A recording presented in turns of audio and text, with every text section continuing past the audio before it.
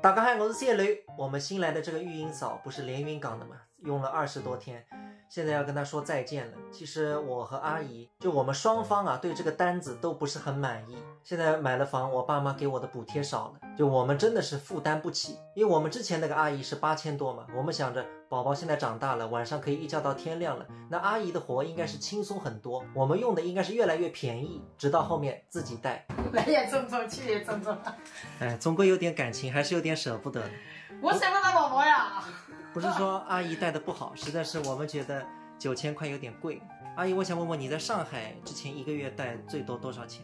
最多1万2。所以说，如果这个单子交好的就是1万2。就下一个单子1万2。就是再下来低于1万块钱的单子我不会再接的。本来你家这个单子我就发狠了啊，我知道。我心想低于1万块钱不接。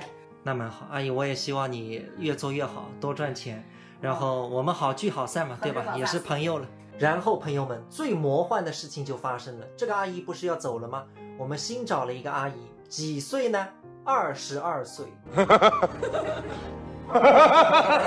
那到底是怎样一个事呢？其实本来我们就是打算上一个阿姨走了之后，再过渡一阶段，我和镜子就自己带了，没想到请了个9000块的，太贵了。所以这次我和中介说价格一定要低，结果你知道吗？就是带宝宝啊，肯定是年龄越大的阿姨，40、50岁，她费用肯定高，然后费用低嘛，大家肯定有数的，就有经验的阿姨就请不到了。没想到来了10几个刚刚毕业的女大学生来应聘，真的，我中介跟我说的时候我都惊呆了。我就问他们，我说你们自己有生过孩子吗？都是没有生过孩子。我说你们自己都没带过宝宝，你们能带好宝宝吗？